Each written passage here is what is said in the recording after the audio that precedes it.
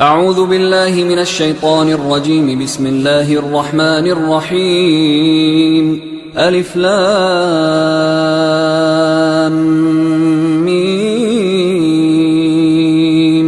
ذلك الكتاب لا ريب فيه هدى للمتقين الذين يؤمنون بالغيب ويقيمون الصلاة ومما رزقناهم ينفقون والذين يؤمنون بما أنزل إليك وما أنزل من قبلك وبالآخرة هم يوقنون أولئك على هدى من ربهم وأولئك هم المفلحون. إن الذين كفروا سواء عليهم أأنذرتهم أم لم تنذرهم لا يؤمنون ختم الله على قلوبهم وعلى سمعهم وعلى أبصارهم غشاوة ولهم عذاب عظيم. ومن الناس من يقول آمنا بالله وباليوم الآخر وما هم بمؤمنين يخادعون الله والذين آمنوا وما يخدعون إلا أنفسهم وما يشعرون في قلوبهم مرض فزادهم الله مرضا ولهم عذاب أليم بما كانوا يكذبون. وإذا قيل لهم لا تفسدوا في الأرض قالوا إنما نحن مصلحون ألا إنهم هم المفسدون ولكن لا يشعرون. وإذا قيل لهم آمنوا كما آمن الناس قالوا أنؤمن كما آمن السفهاء ألا إنهم هم السفهاء ولكن لا يعلمون. وإذا لقوا الذين آمنوا قالوا آمنا وإذا خلوا إلى شياطينهم قالوا إنا معكم إنما نحن مستهزئون الله يستهزئ بهم ويمدهم في طغيانهم يعمهون. أولئك الذين اشتروا الضلالة بالهدى فما ربحت تجارتهم وما كانوا مهتدين. مثلهم كمثل الذي استوقد نارا فلما أضاءت ما حوله ذهب الله بنورهم وتركهم في ظلمات لا يبصرون صم بكم عمي فهم لا يرجعون. أو كصيب من السماء فيه ظلمات ورعد وبرق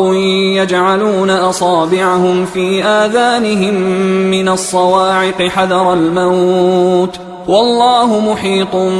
بالكافرين. يكاد البرق يخطف أبصارهم كلما أضاء لهم مشوا فيه وإذا أظلم عليهم قاموا ولو شاء الله لذهب بسمعهم وأبصارهم إن الله على كل شيء قدير. يا أيها الناس اعبدوا ربكم الذي خلقكم والذين من قبلكم لعلكم تتقون الذي جعل لكم الأرض فراشا والسماء بناء وأنزل من السماء ماء فأخرج به من الثمرات رزقا لكم فلا تجعلوا لله أندادا وأنتم تعلمون. وإن كنتم في ريب مما نزلنا على عبدنا فأتوا بسورة من مثله وادعوا شهداءكم من دون الله إن كنتم صادقين فإن لم تفعلوا ولن تفعلوا فاتقوا النار التي وقودها الناس والحجارة أعدت للكافرين. وبشر الذين آمنوا وعملوا الصالحات أن لهم جنات تجري من تحتها الأنهار كلما رزقوا منها من ثمرة رزقا قالوا هذا الذي رزقنا من قبل وأتوا به متشابها ولهم فيها أزواج مطهرة وهم فيها خالدون. إن الله لا يستحيي أن يضرب مثلا ما بعوضة فما فوقها فأما الذين آمنوا فيعلمون أنه الحق من ربهم وأما الذين كفروا فيقولون ماذا أراد الله بهذا مثلا يضل به كثيرا ويهدي به كثيرا وما يضل به إلا الفاسقين الذين ينقضون عهد الله من بعد ميثاقه ويقطعون ما أمر الله به أن يوصل ويفسدون في الأرض أولئك هم الخاسرون. كيف تكفرون بالله وكنتم أمواتا فأحياكم ثم يميتكم ثم يحييكم ثم إليه ترجعون. هو الذي خلق لكم ما في الأرض جميعا ثم استوى إلى السماء فسواهن 7 سماوات وهو بكل شيء عليم. وإذ قال ربك للملائكة إني جاعل في الأرض خليفة قالوا أتجعل فيها من يفسد فيها ويسفك الدماء ونحن نسبح بحمدك ونقدس لك قال إني أعلم ما لا تعلمون. وعلم آدم الأسماء كلها ثم عرضهم على الملائكة فقال أنبئوني بأسماء هؤلاء إن كنتم صادقين. قالوا سبحانك لا علم لنا إلا ما علمتنا إنك أنت العليم الحكيم. قال يا آدم أنبئهم بأسمائهم فلما أنبأهم بأسمائهم قال ألم أقل لكم إني أعلم غيب السماوات والأرض وأعلم ما تبدون وما كنتم تكتمون. وإذ قلنا للملائكة اسجدوا لآدم فسجدوا إلا إبليس أبى واستكبر وكان من الكافرين. وقلنا يا آدم اسكن أنت وزوجك الجنة وكلا منها رغدا حيث شئتما ولا تقربا هذه الشجرة فتكونا من الظالمين. فأزلهما الشيطان عنها فأخرجهما مما كانا فيه وقلنا اهبطوا بعضكم لبعض عدو ولكم في الأرض مستقر ومتاع إلى حين. فتلقى آدم من ربه كلمات فتاب عليه إنه هو التواب الرحيم. قلنا اهبطوا منها جميعا فإما يأتينكم مني هدى فمن تبع هداي فلا خوف عليهم ولا هم يحزنون. والذين كفروا وكذبوا بآياتنا أولئك أصحاب النار هم فيها خالدون. يا بني إسرائيل اذكروا نعمتي التي أنعمت عليكم وأوفوا بعهدي أوف بعهدكم وإياي فارهبون. وآمنوا بما أنزلت مصدقا لما معكم ولا تكونوا أول كافر به ولا تشتروا بآياتي ثمنا قليلا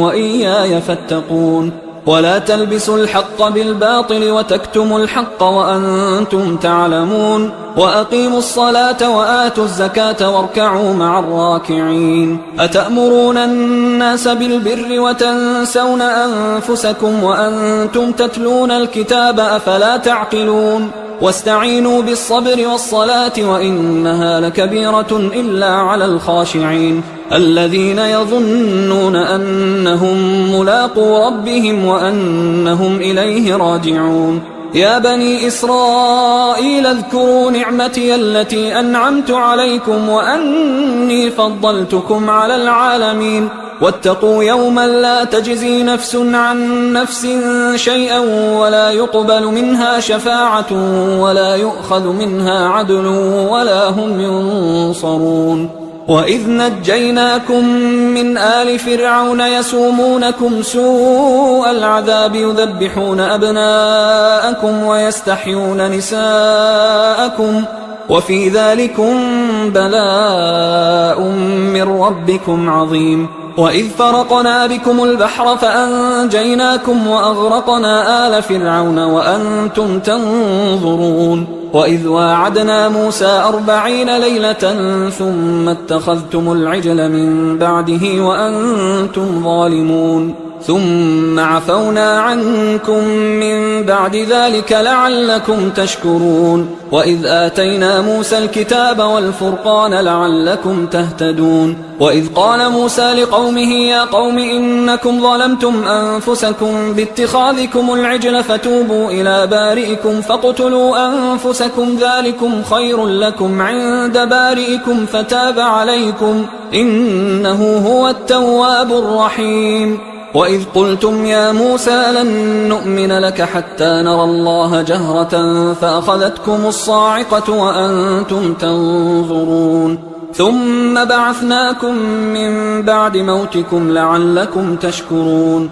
وظللنا عليكم الغمام وأنزلنا عليكم المن والسلوى كلوا من طيبات ما رزقناكم وما ظلمونا ولكن كانوا أنفسهم يظلمون وإذ قلنا ادخلوا هذه القرية فكلوا منها حيث شئتم رغدا وادخلوا الباب سجدا وقولوا حطة نغفر لكم خطاياكم وسنزيد المحسنين فبدل الذين ظلموا قولا غير الذي قيل لهم فأنزلنا على الذين ظلموا رجزا من السماء بما كانوا يفسقون وإذ استسقى موسى لقومه فقلنا اضرب بعصاك الحجر فانفجرت منه 12 عينا قد علم كل أناس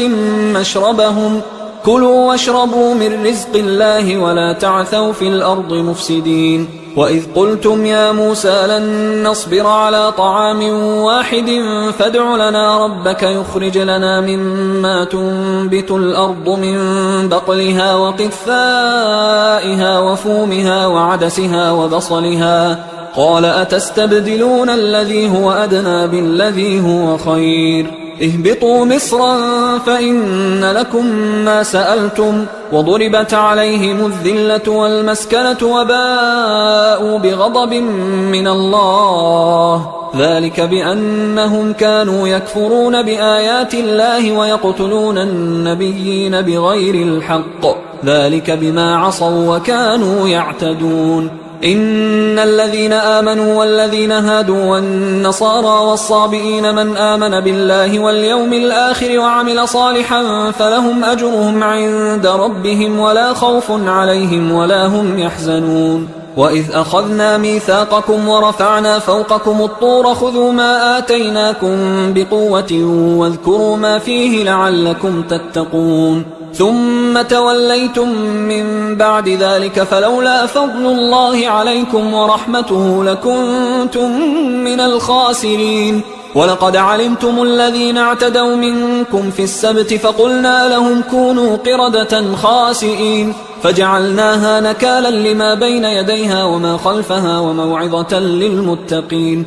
وإذ قال موسى لقومه إن الله يأمركم أن تذبحوا بقرة قالوا أتتخذنا هزوا قال أعوذ بالله أن أكون من الجاهلين قالوا ادع لنا ربك يبين لنا ما هي قال إنه يقول إنها بقرة لا فارض ولا بكر عوان بين ذلك فافعلوا ما تؤمرون قالوا ادع لنا ربك يبين لنا ما لونها قال إنه يقول إنها بقرة صفراء فاقع لونها تسر الناظرين قالوا ادع لنا ربك يبين لنا ما هي إن البقرة شابه علينا وإنا إن شاء الله لمهتدون قال إنه يقول إنها بقرة لا ذلول تثير الأرض ولا تسقي الحرث مسلمة لا شية فيها قالوا الآن جئت بالحق فذبحوها وما كادوا يفعلون وإذ قتلتم نفسا فادارأتم فيها والله مخرج ما كنتم تكتمون فقلنا اضربوه ببعضها كذلك يحيي الله الموتى ويريكم آياته لعلكم تعقلون ثم قست قلوبكم من بعد ذلك فهي كالحجارة أو أشد قسوة وإن من الحجارة لما يتفجر منه الأنهار وإن منها لما يشقق فيخرج منه الماء وإن منها لما يهبط من خشية الله وما الله بغافل عما تعملون أفتطمعون أن يؤمنوا لكم وقد كان فريق منهم يسمعون كلام الله ثم يحرفونه من بعد ما عقلوه وهم يعلمون وإذا لقوا الذين آمنوا قالوا آمنا وإذا خلا بعضهم إلى بعض قالوا أتحدثونهم بما فتح الله عليكم ليحاجوكم به عند ربكم أفلا تعقلون أولا يعلمون أن الله يعلم ما يسرون وما يعلنون ومنهم أميون لا يعلمون الكتاب إلا أماني وإنهم إلا يظنون فويل للذين يكتبون الكتاب بأيديهم ثم يقولون هذا من عند الله ليشتروا به ثمنا قليلا فويل لهم مما كتبت أيديهم وويل لهم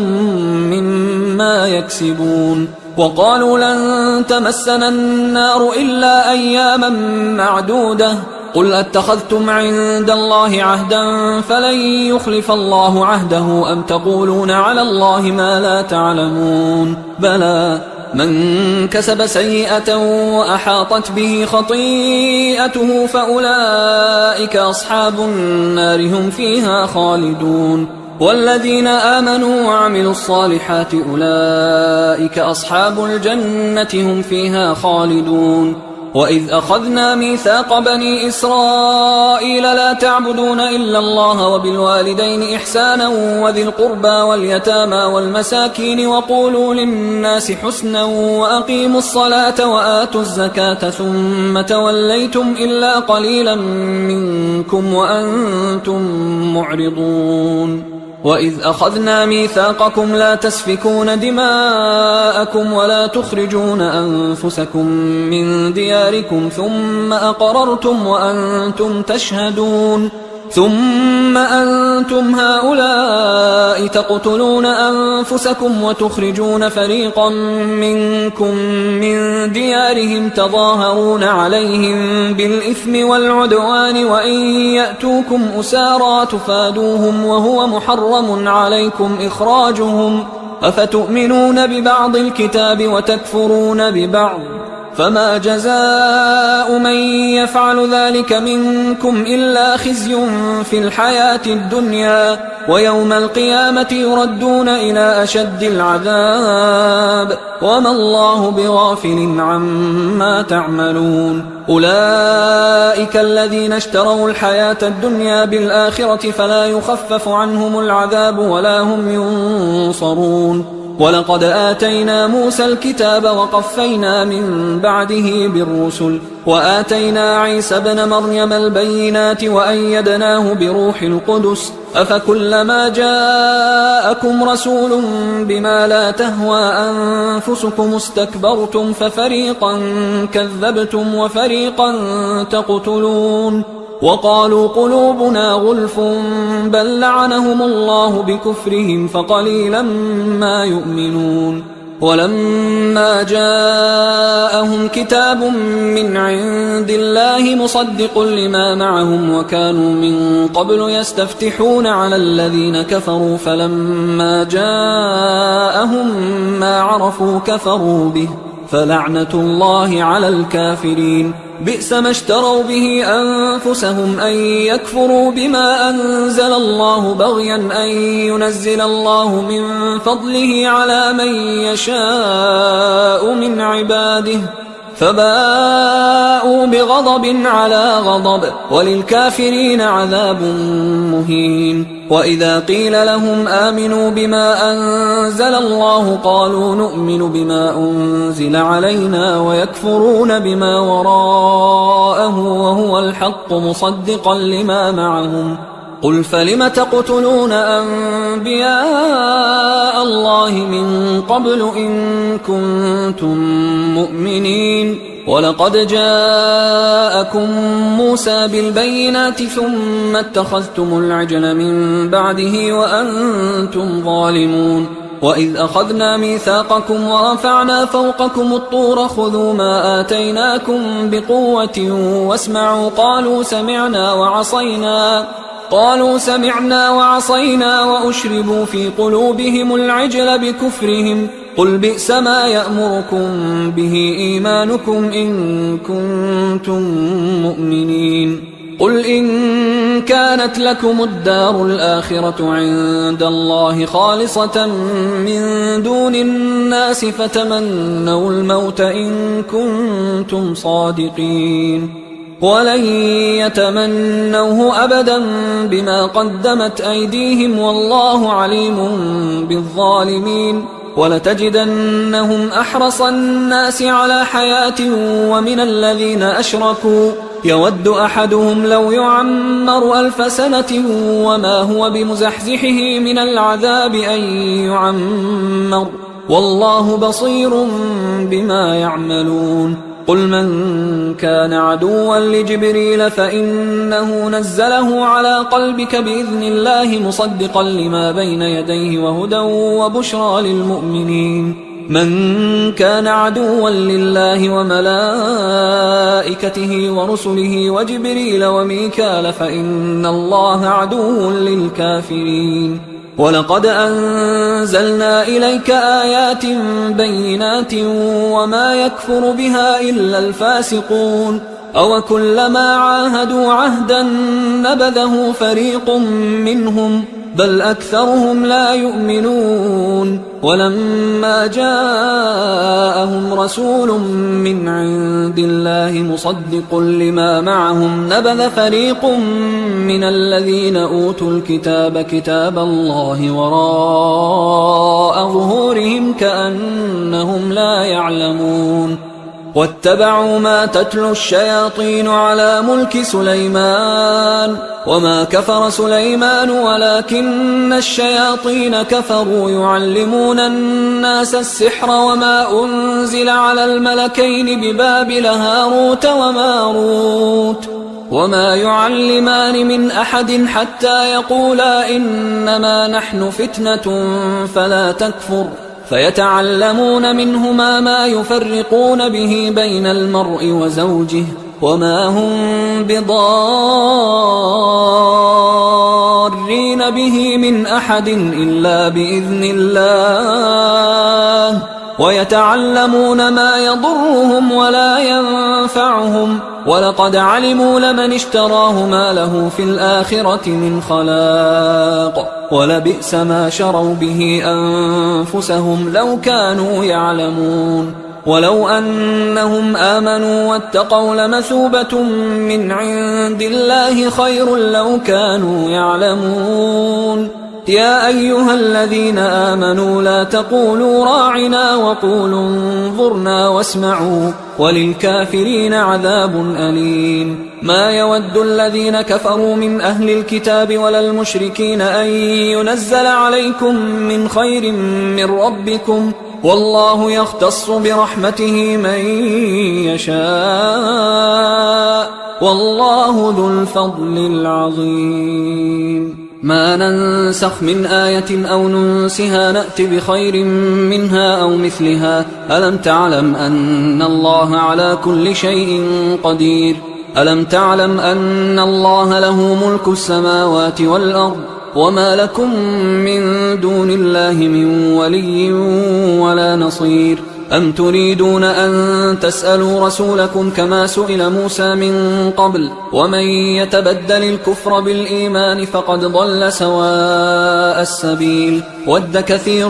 من أهل الكتاب لو يردونكم من بعد إيمانكم كفارا حسدا من عند أنفسهم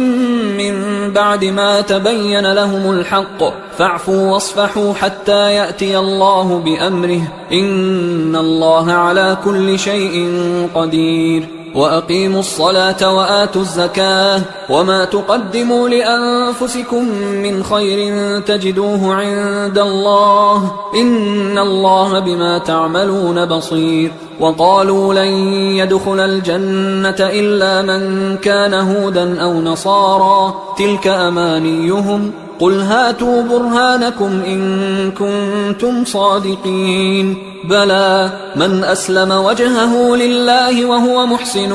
فله أجره عند ربه ولا خوف عليهم ولا هم يحزنون. وقالت اليهود ليست النصارى على شيء وقالت النصارى ليست اليهود على شيء وهم يتلون الكتاب كذلك قال الذين لا يعلمون مثل قولهم فالله يحكم بينهم يوم القيامة فيما كانوا فيه يختلفون. ومن أظلم ممن منع مساجد الله أن يذكر فيها اسمه وسعى في خرابها أولئك ما كان لهم أن يدخلوها إلا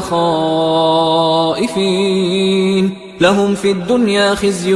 ولهم في الآخرة عذاب عظيم. ولله المشرق والمغرب فأينما تولوا فثم وجه الله إن الله واسع عليم. وقالوا اتخذ الله ولدا سبحانه بل له ما في السماوات والأرض كل له قانتون بديع السماوات والأرض وإذا قضى أمرا فإنما يقول له كن فيكون. وقال الذين لا يعلمون لولا يكلمنا الله أو تأتينا آية كذلك قال الذين من قبلهم مثل قولهم تشابهت قلوبهم قد بينا الآيات لقوم يوقنون. إنا أرسلناك بالحق بشيرا ونذيرا ولا تسأل عن أصحاب الجحيم. ولن ترضى عنك اليهود ولا النصارى حتى تتبع ملتهم قل إن هدى الله هو الهدى ولئن اتبعت أهواءهم بعد الذي جاءك من العلم ما لك من الله من ولي ولا نصير. الذين آتيناهم الكتاب يتلونه حق تلاوته أولئك يؤمنون به ومن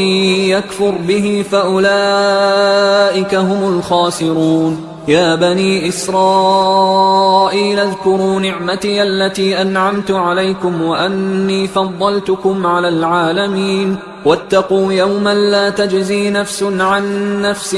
شيئا ولا يقبل منها عدل ولا تنفعها شفاعة ولا هم ينصرون. وإذ ابتلى إبراهيم ربه بكلمات فأتمهن قال إني جاعلك للناس إماما قال ومن ذريتي قال لا ينال عهد الظالمين. وإذ جعلنا البيت مثابة للناس وأمنا واتخذوا من مقام إبراهيم مصلى وعهدنا إلى إبراهيم وإسماعيل أن طهرا بيتي للطائفين والعاكفين والركع السجود. وإذ قال إبراهيم رب اجعل هذا بلدا آمنا وارزق أهله من الثمرات من آمن منهم بالله واليوم الآخر قال ومن كفر فأمتعه قليلا ثم أضطره إلى عذاب النار وبئس المصير. وإذ يرفع إبراهيم القواعد من البيت وإسماعيل ربنا تقبل منا إنك أنت السميع العليم ربنا وجعلنا مسلمين لك ومن ذريتنا أمة مسلمة لك وأرنا مناسكنا وتب علينا إنك أنت التواب الرحيم ربنا وبعث فيهم رسولا منهم يتلو عليهم آياتك ويعلمهم الكتاب والحكمة ويزكيهم إنك أنت العزيز الحكيم. ومن يرغب عن ملة إبراهيم إلا من سفه نفسه ولقد اصطفيناه في الدنيا وإنه في الآخرة لمن الصالحين. إذ قال له ربه أسلم قال أسلمت لرب العالمين. ووصى بها إبراهيم بنيه ويعقوب يا بني إن الله اصطفى لكم الدين فلا تموتن إلا وأنتم مسلمون. أم كنتم شهداء إذ حضر يعقوب الموت إذ قال لبنيه ما تعبدون من بعدي قالوا نعبد إلهك وإله آبائك إبراهيم وإسماعيل وإسحاق إلها واحدا ونحن له مسلمون. تلك أمة قد خلت لها ما كسبت ولكم ما كسبتم ولا تسألون عما كانوا يعملون. وقالوا كونوا هودا أو نصارى تهتدوا قل بل ملة إبراهيم حنيفا وما كان من المشركين. قولوا آمنا بالله وما أنزل إلينا وما أنزل إلى إبراهيم وإسماعيل وإسحاق ويعقوب والأسباط وما أوتي موسى وعيسى وما أوتي النبيون من ربهم لا نفرق بين أحد منهم ونحن له مسلمون. فإن آمنوا بمثل ما آمنتم به فقد اهتدوا وإن تولوا فإنما هم في شقاق فسيكفيكهم الله وهو السميع العليم. صبغة الله ومن أحسن من الله صبغة ونحن له عابدون. قل أتحاجوننا في الله وهو ربنا وربكم ولنا أعمالنا ولكم أعمالكم ونحن له مخلصون. أم تقولون إن إبراهيم وإسماعيل وإسحاق ويعقوب والأسباط كانوا هودا أو نصارى قل أأنتم أعلم أم الله ومن أظلم ممن كتم شهادة عنده من الله وما الله بغافل عما تعملون. تلك أمة قد خلت لها ما كسبت ولكم ما كسبتم ولا تسألون عما كانوا يعملون. سيقول السفهاء من الناس ما ولاهم عن قبلتهم التي كانوا عليها قل لله المشرق والمغرب يهدي من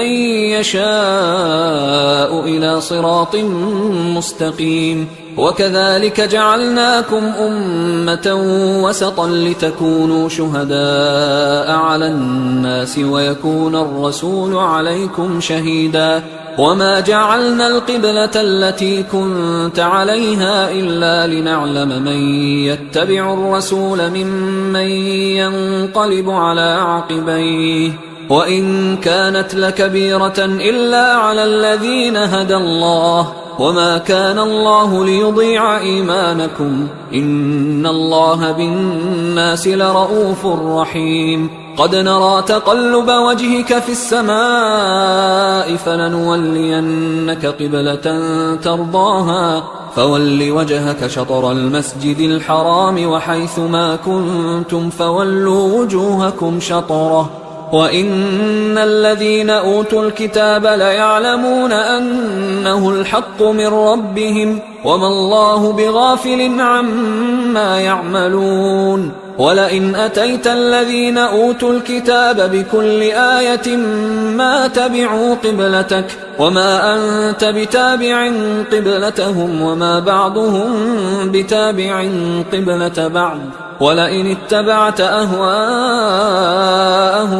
من بعد ما جاءك من العلم إنك إذا لمن الظالمين. الذين آتيناهم الكتاب يعرفونه كما يعرفون أبناءهم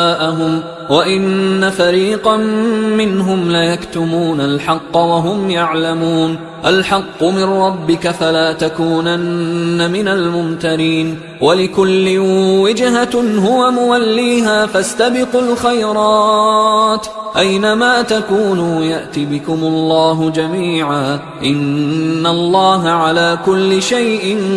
قدير ومن حيث خرجت فول وجهك شطر المسجد الحرام وإنه للحق من ربك وما الله بغافل عما تعملون ومن حيث خرجت فول وجهك شطر المسجد الحرام وحيث ما كنتم فولوا وجوهكم شطره لئلا يكون للناس عليكم حجة إلا الذين ظلموا منهم فلا تخشوهم واخشوني ولأتم نعمتي عليكم ولعلكم تهتدون كما أرسلنا فيكم رسولا منكم يتلو عليكم آياتنا ويزكيكم ويعلمكم الكتاب والحكمة ويعلمكم ما لم تكونوا تعلمون فاذكروني أذكركم واشكروا لي ولا تكفرون يا أيها الذين آمنوا استعينوا بالصبر والصلاة إن الله مع الصابرين ولا تقولوا لمن يقتل في سبيل الله أموات بل أحياء ولكن لا تشعرون ولنبلونكم بشيء من الخوف والجوع ونقص من الأموال والأنفس والثمرات وبشر الصابرين الذين إذا أصابتهم مصيبة قالوا إنا لله وإنا إليه راجعون أولئك عليهم صلوات من ربهم ورحمة وأولئك هم المهتدون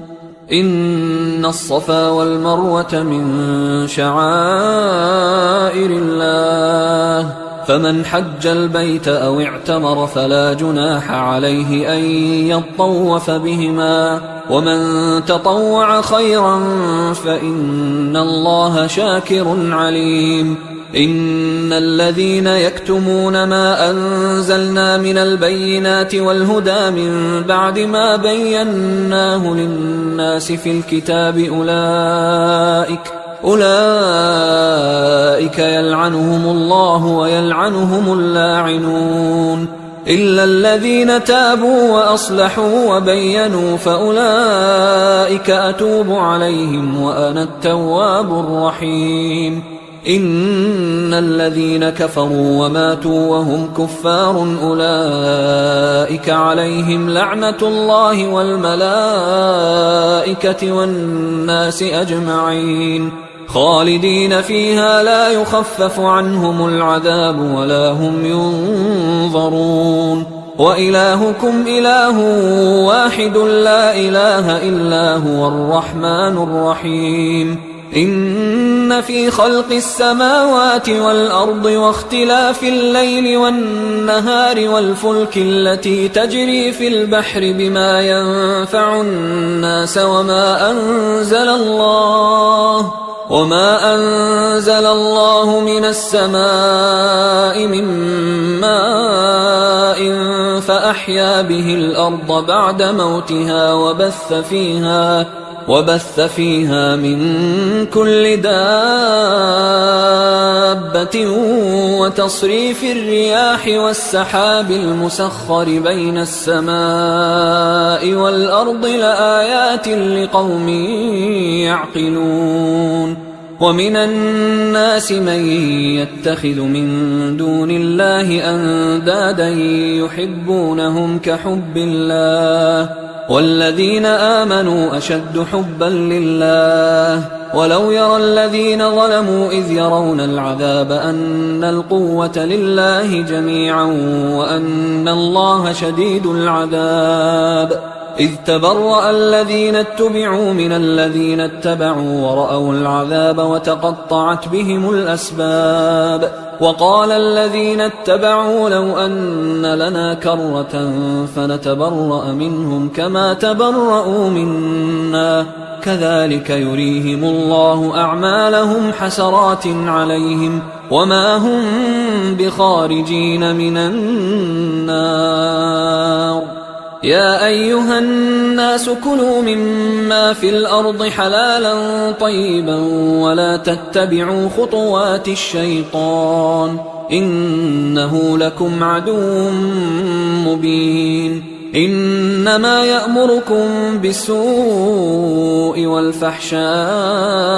وأن تقولوا على الله ما لا تعلمون وإذا قيل لهم اتبعوا ما أنزل الله قالوا بل نتبع ما ألفينا عليه آباءنا أولو كان آباؤهم لا يعقلون شيئا ولا يهتدون ومثل الذين كفروا كمثل الذي ينعق بما لا يسمع إلا دعاء ونداء صم بكم عمي فهم لا يعقلون يا أيها الذين آمنوا كلوا من طيبات ما رزقناكم واشكروا لله إن كنتم إياه تعبدون إنما حرم عليكم الميتة والدم ولحم الخنزير وما أهل به لغير الله فمن اضطر غير باغ ولا عاد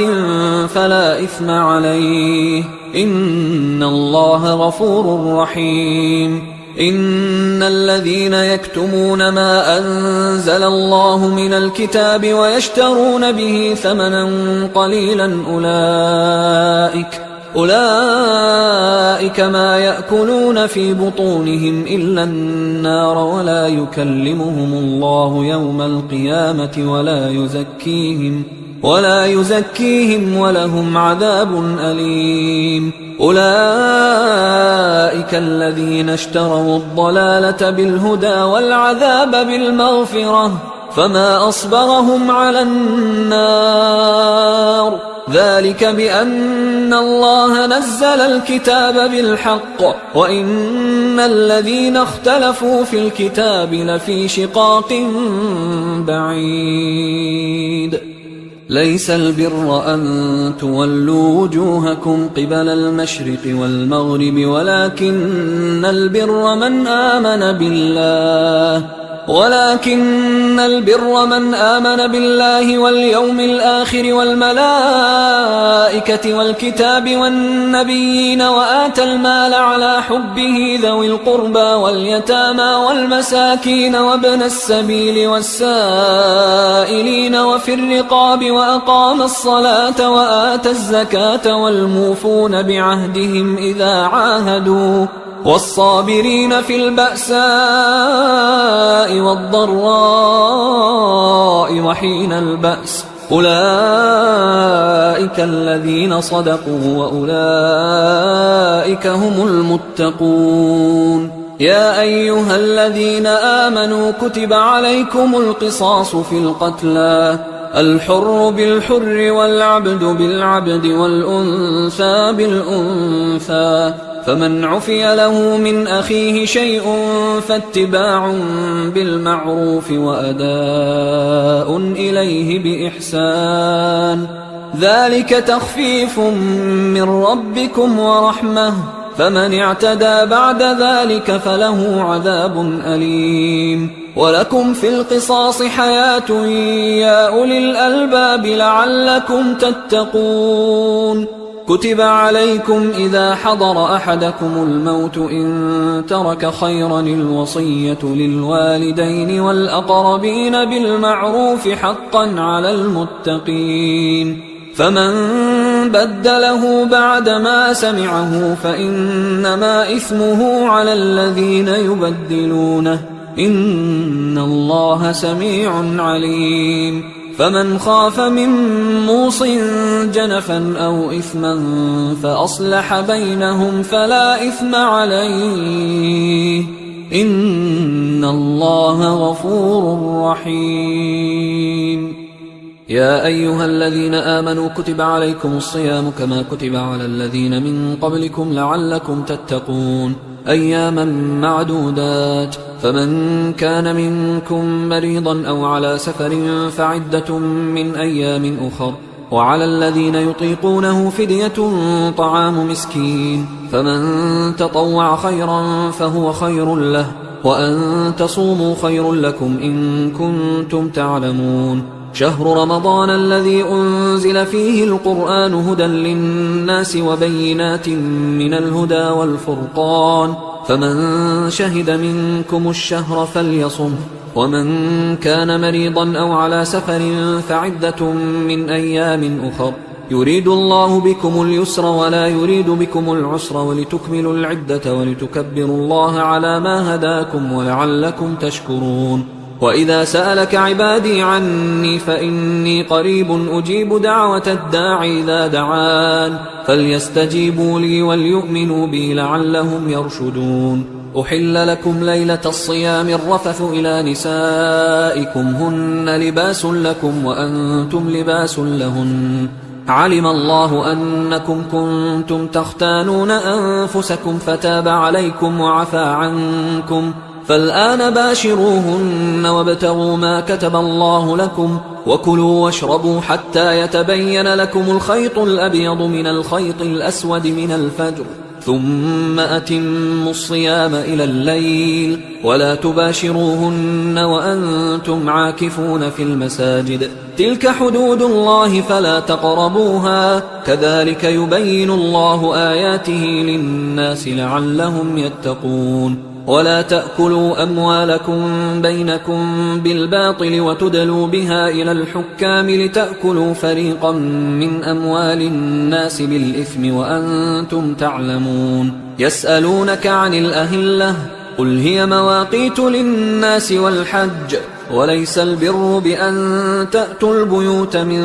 ظهورها ولكن البر من اتقى، وأتوا البيوت من أبوابها واتقوا الله لعلكم تفلحون. وقاتلوا في سبيل الله الذين يقاتلونكم ولا تعتدوا إن الله لا يحب المعتدين. وقتلوهم حيث ثقفتموهم وأخرجوهم من حيث أخرجوكم والفتنة أشد من القتل، ولا تقاتلوهم عند المسجد الحرام حتى يقاتلوكم فيه، فإن قاتلوكم فاقتلوهم، كذلك جزاء الكافرين، فإن انتهوا فإن الله غفور رحيم. وقاتلوهم حتى لا تكون فتنة ويكون الدين لله، فإن انتهوا فلا عدوان إلا على الظالمين. الشهر الحرام بالشهر الحرام والحرمات قصاص، فمن اعتدى عليكم فاعتدوا عليه بمثل ما اعتدى عليكم، واتقوا الله واعلموا أن الله مع المتقين. وأنفقوا في سبيل الله ولا تلقوا بأيديكم إلى التهلكة وأحسنوا إن الله يحب المحسنين. وأتموا الحج والعمرة لله، فإن أحصرتم فما استيسر من الهدي، ولا تحلقوا رؤوسكم حتى يبلغ الهدي محله، فمن كان منكم مريضا أو به أذى من رأسه ففدية من صيام أو صدقة أو نسك، فإذا أمنتم فمن تمتع بالعمرة إلى الحج فما استيسر من الهدي، فمن لم يجد فصيام 3 أيام في الحج و7 إذا رجعتم، تلك 10 كاملة، ذلك لمن لم يكن أهله حاضر المسجد الحرام. واتقوا الله واعلموا أن الله شديد العقاب. الحج أشهر معلومات، فمن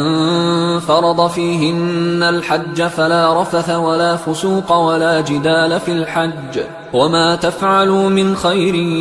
يعلمه الله وتزودوا فإن خير الزاد التقوى واتقون يا أولي الألباب ليس عليكم جناح أن تبتغوا فضلا من ربكم فإذا أفضتم من عرفات فاذكروا الله عند المشعر الحرام واذكروه كما هداكم وإن كنتم من قبله لمن الضالين ثم أفيضوا من حيث أفاض الناس واستغفروا الله إن الله غفور رحيم فإذا قضيتم مناسككم فاذكروا الله كذكركم آباءكم أو أشد ذكرا فمن الناس من يقول ربنا آتنا في الدنيا وما له في الآخرة من خلاق ومنهم من يقول ربنا آتنا في الدنيا حسنة وفي الآخرة حسنة وقنا عذاب النار أولئك لهم نصيب مما كسبوا والله سريع الحساب واذكروا الله في أيام معدودات فمن تعجل في يومين فلا إثم عليه ومن تأخر فلا إثم عليه لمن اتقى واتقوا الله واعلموا أنكم إليه تحشرون ومن الناس من يعجبك قوله في الحياة الدنيا ويشهد الله على ما في قلبه وهو ألد الخصام وإذا تولى سعى في الأرض ليفسد فيها ويهلك الحرث والنسل والله لا يحب الفساد وإذا قيل له اتق الله أخذته العزة بالإثم فحسبه جهنم ولبئس المهاد ومن الناس من يشري نفسه ابتغاء مرضات الله والله رؤوف بالعباد يا أيها الذين آمنوا ادخلوا في السلم كافة ولا تتبعوا خطوات الشيطان إنه لكم عدو مبين فإن زللتم من بعد ما جاءتكم البينات فاعلموا أن الله عزيز حكيم هل ينظرون إلا أن يأتيهم الله في ظلل من الغمام والملائكة وقضي الأمر وإلى الله ترجع الأمور سل بني إسرائيل كم آتيناهم من آية بينة ومن يبدل نعمة الله من بعد ما جاءته فإن الله شديد العقاب زين للذين كفروا الحياة الدنيا ويسخرون من الذين آمنوا والذين اتقوا فوقهم يوم القيامة والله يرزق من يشاء بغير حساب كان الناس أمة واحدة فبعث الله النبيين مبشرين ومنذرين وأنزل معهم الكتاب بالحق ليحكم بين الناس فيما اختلفوا فيه وما اختلف فيه إلا الذين أوتوه من بعد ما جاءتهم البينات بغيا بينهم فهدى الله الذين آمنوا لما اختلفوا فيه من الحق بإذنه والله يهدي من يشاء إلى صراط مستقيم أم حسبتم أن تدخلوا الجنة ولما يأتكم مثل الذين خلوا من قبلكم مستهم البأساء والضراء وزلزلوا حتى يقول الرسول والذين آمنوا معه متى نصر الله ألا إن نصر الله قريب يسألونك ماذا ينفقون قل ما أنفقتم من خير فللوالدين والأقربين واليتامى والمساكين وابن السبيل وما تفعلوا من خير فإن الله به عليم كتب عليكم القتال وهو كره لكم وعسى أن تكرهوا شيئا وهو خير لكم وعسى أن تحبوا شيئا وهو شر لكم والله يعلم وأنتم لا تعلمون يسألونك عن الشهر الحرام قتال فيه قل قتال فيه كبير وصد عن سبيل الله وكفر به والمسجد الحرام وإخراج أهله منه أكبر عند الله والفتنة أكبر من القتل ولا يزالون يقاتلونكم حتى يردوكم عن دينكم إن استطاعوا ومن يرتدد منكم عن دينه فيمت وهو كافر فأولئك حبطت أعمالهم في الدنيا والآخرة وأولئك أصحاب النار هم فيها خالدون إن الذين آمنوا والذين هاجروا وجاهدوا في سبيل الله أولئك يرجون رحمة الله والله غفور رحيم يسألونك عن الخمر والميسر قل فيهما إثم كبير ومنافع للناس وإثمهما أكبر من نفعهما ويسألونك ماذا ينفقون قل العفو كذلك يبين الله لكم الآيات لعلكم تتفكرون في الدنيا والآخرة ويسألونك عن اليتامى قل إصلاح لهم خير وإن تخالطوهم فإخوانكم والله يعلم المفسد من المصلح ولو شاء الله لأعنتكم إن الله عزيز حكيم ولا تنكحوا المشركات حتى يؤمنوا ولأمة مؤمنة خير من مشركة ولو أعجبتكم ولا تنكحوا المشركين حتى يؤمنوا ولعبد مؤمن خير من مشرك ولو أعجبكم أولئك يدعون إلى النار والله يدعو إلى الجنة والمغفرة بإذنه ويبين آياته للناس لعلهم يتذكرون ويسألونك عن المحيض قل هو أذى فاعتزلوا النساء في المحيض ولا تقربوهن حتى يطهرن فإذا تطهرن فأتوهن من حيث أمركم الله إن الله يحب التوابين ويحب المتطهرين نساؤكم حرث لكم فأتوا حرثكم أنى شئتم وقدموا لأنفسكم واتقوا الله واعلموا أنكم ملاقوه وبشر المؤمنين ولا تجعلوا الله عرضة لأيمانكم أن تبروا وتتقوا وتصلحوا بين الناس والله سميع عليم لا يؤاخذكم الله باللغو في أيمانكم ولكن يؤاخذكم بما كسبت قلوبكم والله غفور حليم للذين يؤلون من نسائهم تربص 4 أشهر فإن فاءوا فإن الله غفور رحيم وإن عزموا الطلاق فإن الله سميع عليم والمطلقات يتربصن بأنفسهن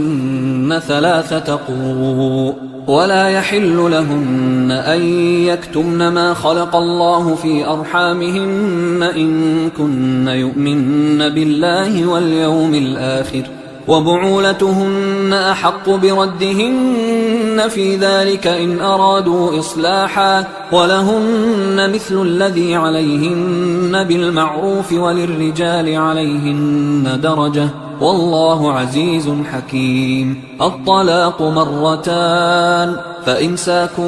بمعروف أو تسريح بإحسان ولا يحل لكم أن تأخذوا مما آتيتموهن شيئا إلا أن يخافا ألا يقيما حدود الله فإن خفتم ألا يقيما حدود الله فلا جناح عليهما فيما افتدت به، تلك حدود الله فلا تعتدوها، ومن يتعد حدود الله فأولئك هم الظالمون. فإن طلقها فلا تحل له من بعد حتى تنكح زوجا غيره، فإن طلقها فلا جناح عليهما أن يتراجعا إن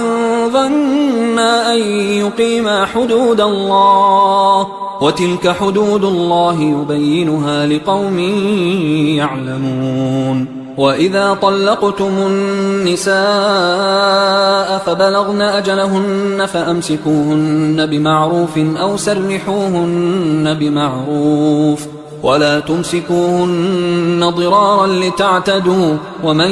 يفعل ذلك فقد ظلم نفسه. ولا تتخذوا آيات الله هزوا، واذكروا نعمة الله عليكم وما أنزل عليكم من الكتاب والحكمة يعظكم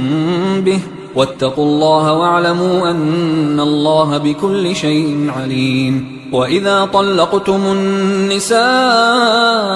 فبلغن أجلهن فلا تعضلوهن أن ينكحن أزواجهن إذا تراضوا بينهم بالمعروف، ذلك يوعظ به من كان منكم يؤمن بالله واليوم الآخر، ذلكم أزكى لكم وأطهر، والله يعلم وأنتم لا تعلمون. والوالدات يرضعن أولادهن حولين كاملين لمن أراد أن يتم الرضاعة، وعلى المولود له رزقهن وكسوتهن بالمعروف، لا تكلف نفس إلا وسعها، لا تضار والدة بولدها ولا مولود له بولده، وعلى الوارث مثل ذلك، فإن أرادا فصالا عن تراض منهما وتشاور فلا جناح عليهما. وإن أردتم أن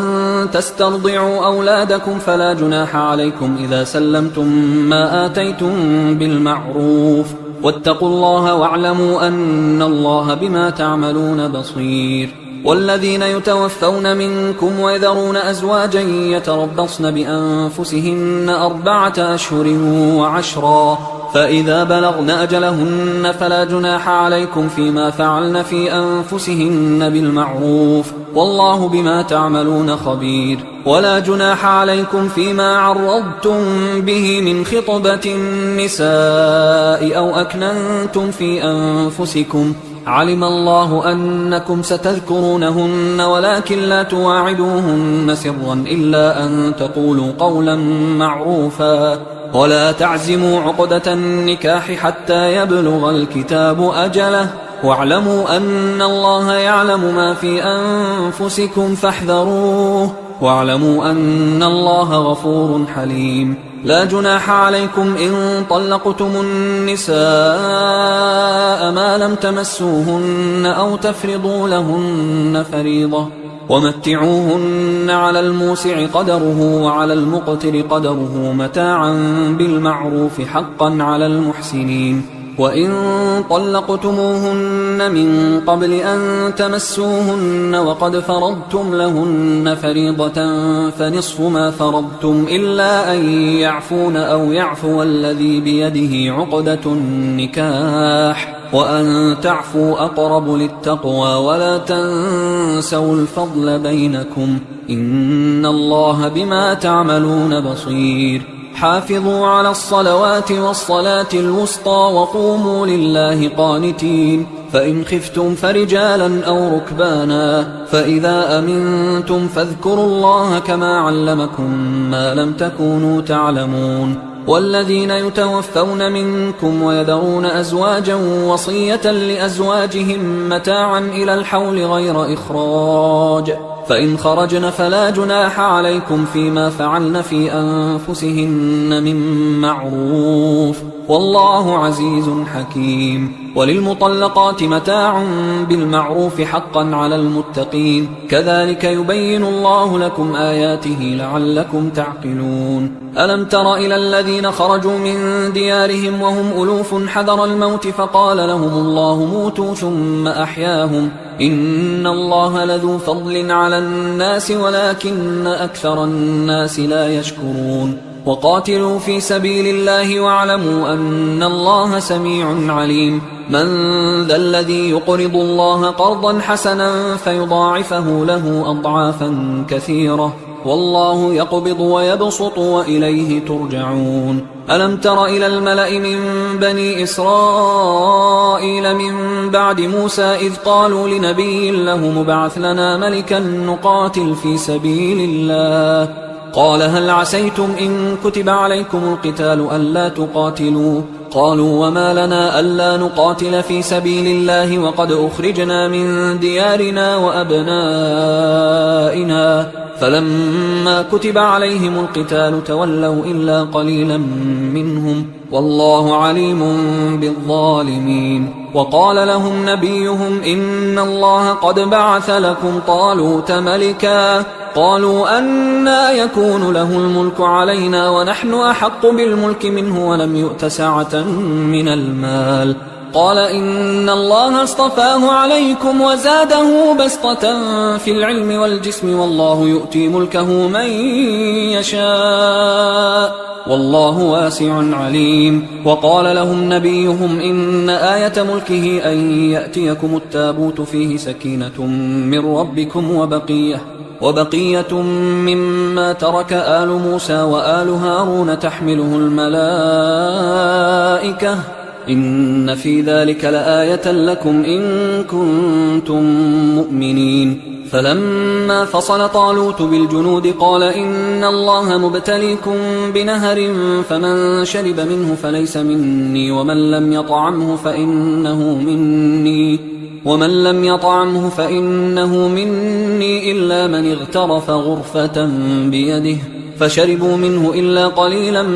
منهم فلما جاوزه هو والذين آمنوا معه قالوا لا طاقة لنا اليوم بجالوت وجنوده قال الذين يظنون أنهم ملاقوا الله كم من فئة قليلة غلبت فئة كثيرة بإذن الله والله مع الصابرين ولما برزوا لجالوت وجنوده قالوا ربنا أفرغ علينا صبرا وثبت أقدامنا وانصرنا على القوم الكافرين فهزموهم بإذن الله وقتل داود جالوت وآتاه الله الملك والحكمة وعلمه مما يشاء ولولا دفع الله الناس بعضهم ببعض لفسدت الأرض ولكن الله ذو فضل على العالمين تلك آيات الله نتلوها عليك بالحق وإنك لمن المرسلين تلك الرسل فضلنا بعضهم على بعض منهم من كلم الله ورفع بعضهم درجات وآتينا عيسى ابن مريم البينات وأيدناه بروح القدس ولو شاء الله ما اقتتل الذين من بعدهم من بعد ما جاءتهم البينات ولكن اختلفوا فمنهم من آمن ومنهم من كفر ولو شاء الله ما اقتتلوا ولكن الله يفعل ما يريد يا أيها الذين آمنوا أنفقوا مما رزقناكم من قبل أن يأتي يوم لا بيع فيه ولا خلة ولا شفاعة والكافرون هم الظالمون الله لا إله إلا هو الحي القيوم لا تأخذه سنة ولا نوم له ما في السماوات وما في الأرض من ذا الذي يشفع عنده إلا بإذنه يعلم ما بين أيديهم وما خلفهم ولا يحيطون بشيء من علمه إلا بما شاء وسع كرسيه السماوات والأرض ولا يؤوده حفظهما وهو العلي العظيم لا إكراه في الدين قد تبين الرشد من الغي فمن يكفر بالطاغوت ويؤمن بالله فقد استمسك بالعروة الوثقى لا انفصام لها والله سميع عليم الله ولي الذين آمنوا يخرجهم من الظلمات إلى النور والذين كفروا أولياؤهم الطاغوت يخرجونهم من النور إلى الظلمات أولئك أصحاب النار هم فيها خالدون. ألم تر إلى الذي حاج إبراهيم في ربه أن آتاه الله الملك إذ قال إبراهيم ربي الذي يحيي ويميت قال أنا أحيي وأميت. قال إبراهيم فإن الله يأتي بالشمس من المشرق فأت بها من المغرب فبهت الذي كفر والله لا يهدي القوم الظالمين. أو كالذي مر على قرية وهي خاوية على عروشها قال أنى يحيي هذه الله بعد موتها فأماته الله 100 عام ثم بعثه قال كم لبثت؟ قال لبثت يوما أو بعض يوم. قال بل لبثت 100 عام فانظر إلى طعامك وشرابك لم يتسنه وانظر إلى حمارك ولنجعلك آية للناس وانظر إلى العظام كيف ننشزها ثم نكسوها لحما فلما تبين له قال أعلم أن الله على كل شيء قدير. وإذ قال إبراهيم رب أرني كيف تحيي الموتى قال أولم تؤمن قال بلى ولكن ليطمئن قلبي قال فخذ 4 من الطير فصرهن إليك ثم اجعل على كل جبل منهن جزءا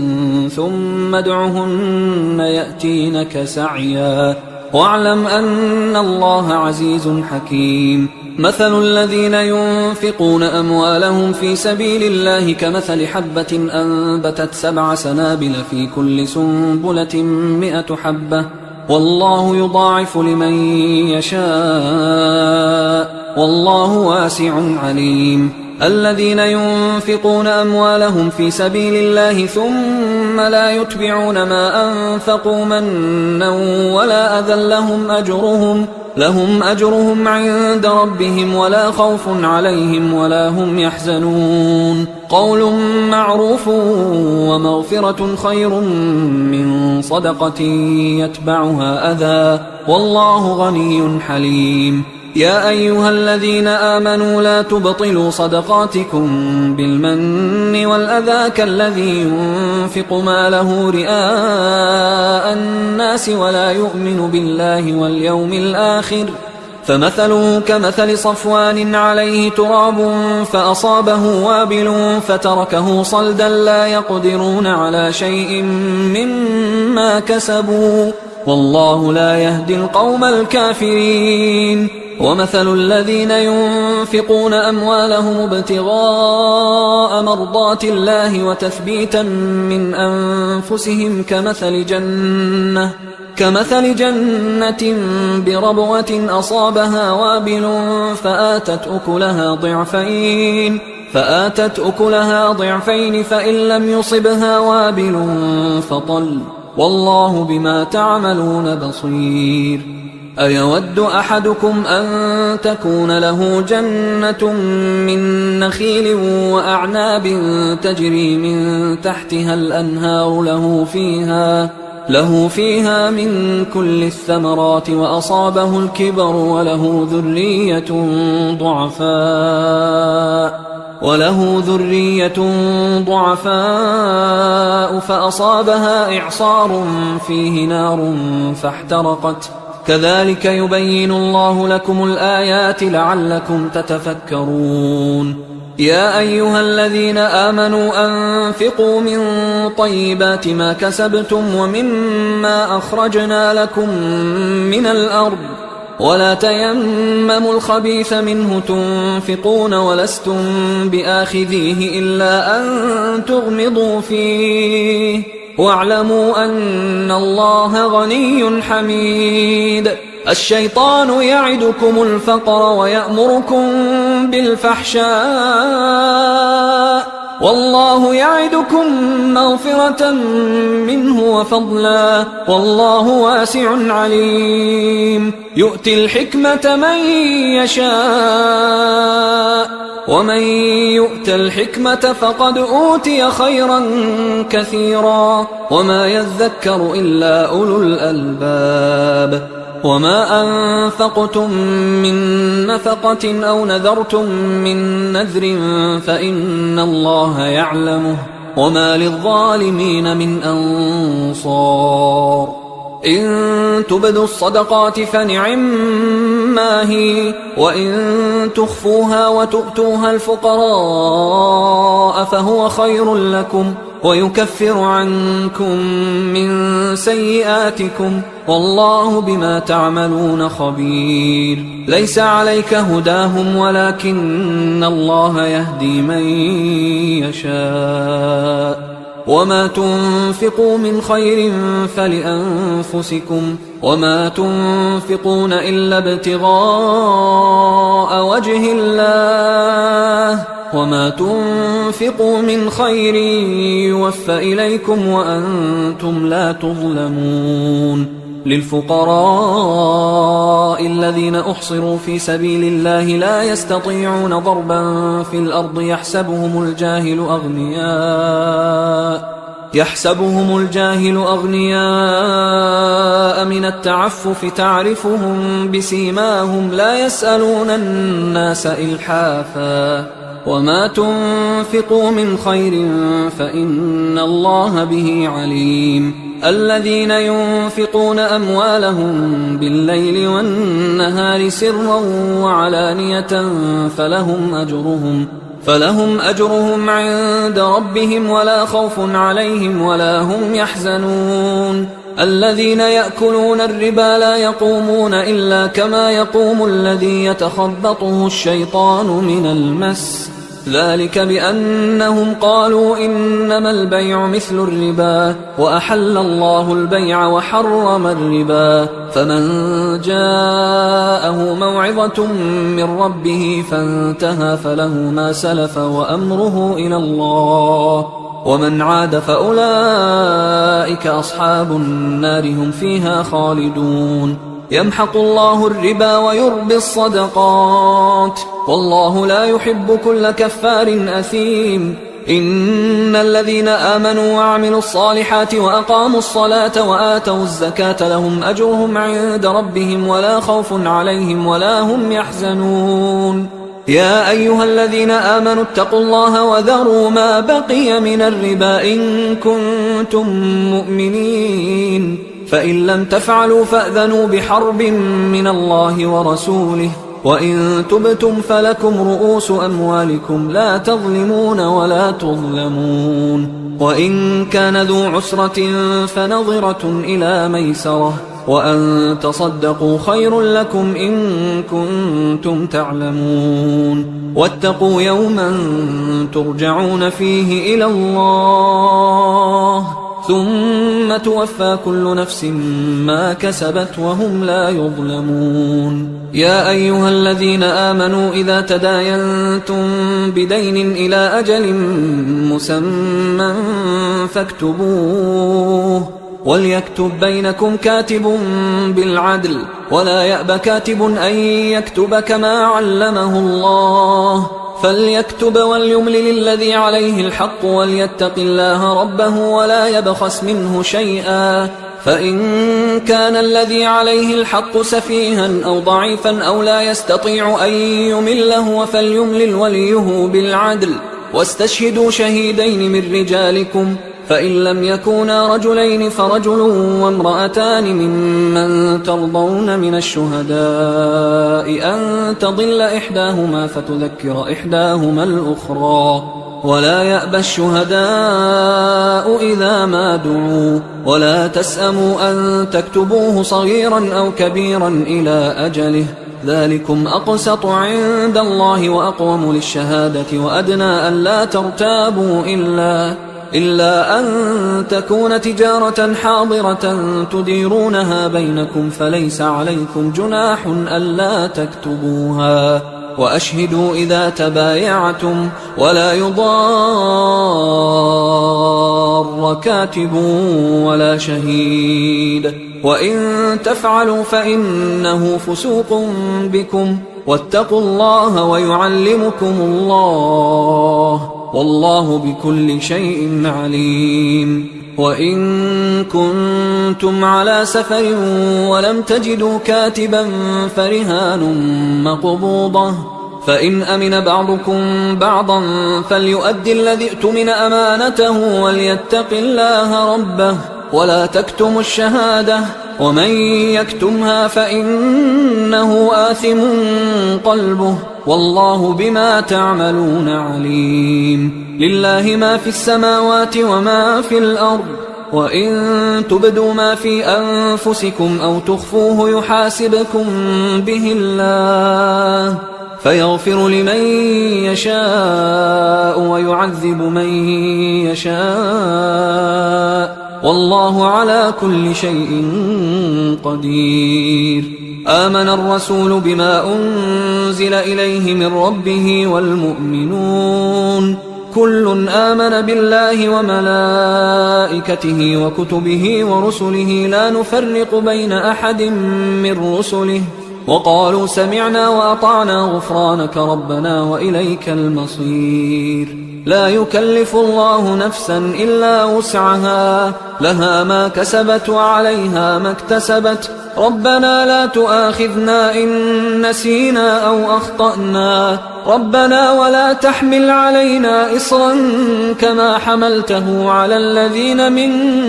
قبلنا، ربنا ولا تحملنا ما لا طاقة لنا به واعف عنا واغفر لنا وارحمنا أنت مولانا فانصرنا على القوم الكافرين. حصريا على قارئ القرآن.